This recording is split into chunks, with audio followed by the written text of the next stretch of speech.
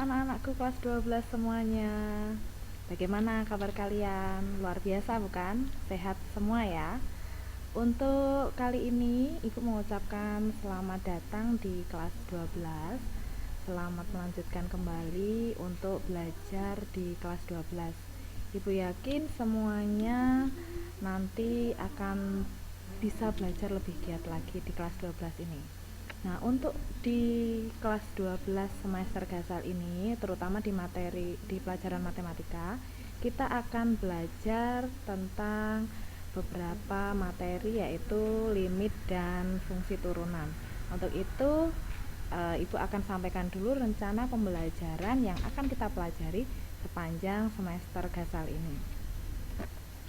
Untuk rencana pembelajaran yang akan kita pelajari di kelas 12 terutama di semester Gasal di tahun 2020-2021 ini, yang pertama kita nanti akan mempelajari tentang masalah yang berkaitan dengan limit fungsi aljabar. Untuk materi ini benar-benar materi yang baru kalian akan dapatkan di semester ini. Jadi di kelas sebelumnya ataupun di grade sebelumnya di SMP pun juga belum pernah disampaikan. Yang kedua, untuk menyelesaikan masalah yang berkaitan dengan turunan fungsi aljabar. Ini nanti akan berkaitan dengan beberapa fungsi-fungsi yang aljabar nanti ya. Jadi yang akan kita sampaikan di sini untuk fungsi-fungsi aljabar. Walaupun nanti sebelumnya akan bisa ditambahkan lagi untuk materi fungsi trigonometri. Kemudian yang ketiga, untuk menyelesaikan masalah kontekstual yang berkaitan dengan turunan pertama fungsi aljabar. Jadi ini nanti aplikasi dari fungsi turunan yang ada. Oke. Kemudian kita bahas lebih lanjut tentang mendalami materi yang ada di kompetensi yang pertama, yaitu limit fungsi aljabar. Setelah nanti kita akan mempelajari limit fungsi aljabar, maka nanti anak-anak akan bisa menjelaskan yang pertama, yaitu pengertian dari limit fungsi aljabar itu sendiri. Jadi yang pertama akan kita pelajari tentang pengertian dari limit fungsi aljabar. Apa sih limit fungsi aljabar itu? Dan berikut juga dengan sifat-sifatnya. Yang kedua, yaitu menyelesaikan masalah yang berkaitan dengan limit fungsi aljabar. Nanti kita sudah mengaplikasikan dari sifat-sifat yang ada, kemudian kita langsung bisa menyelesaikan nilai limitnya. Yang ketiga, yaitu menjelaskan pengertian limit fungsi secara intuitif dan sifat-sifat yang menentukan eksistensi dan perhitungannya. Kemudian yang keempat, yaitu menyelesaikan masalah yang berkaitan dengan limit fungsi aljabar. Jadi nanti aplikasi dari semuanya. Nah, nanti untuk di limit fungsi aljabar ini kita juga harus review materi yang ada di grade-nya SMP, yaitu tentang pemfaktoran. Jadi aljabar dasarnya benar-benar harus sudah paham dan harus benar-benar diingat kembali, direview kembali ya.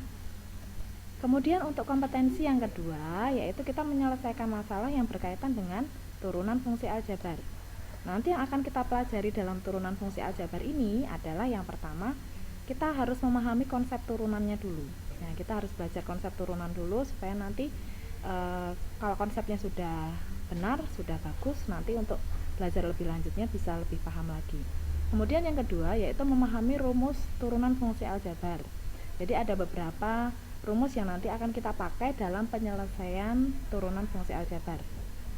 Kemudian yang ketiga, yaitu menyelesaikan masalah yang berkaitan dengan turunan fungsi aljabar. Jadi berkaitan dengan rumus yang sudah kita sampaikan tadi ya. Yang keempat, yaitu menentukan fungsi naik dan fungsi turun pada interval tertentu yang pastinya juga dalam fungsi aljabar. Kemudian yang kelima, menentukan gradien garis di titik tertentu. Kemudian yang keenam, menentukan koordinat dari titik stasioner, dan yang terakhir adalah menentukan nilai optimum. Nilai optimumnya di sini yang berkaitan dengan turunan fungsi aljabar. Itu dia tadi untuk kompetensi dasar yang akan kita pelajari di semester Gasal ini. Kemudian KKM-nya nanti ada nilainya yaitu 75, kemudian ada tugas terstruktur dan tidak terstruktur yang nanti akan disampaikan pada saat selesai dari penjelasan materi kompetensi dasar baik limit maupun turunan. Kemudian disertai juga dengan soal-soal dan soal-soal latihan dan tugas-tugas yang akan disampaikan. Kemudian yang tidak terlupakan lagi yaitu juga ada tes tertulis atau ulangan ya, ulangan harian pasti juga ada.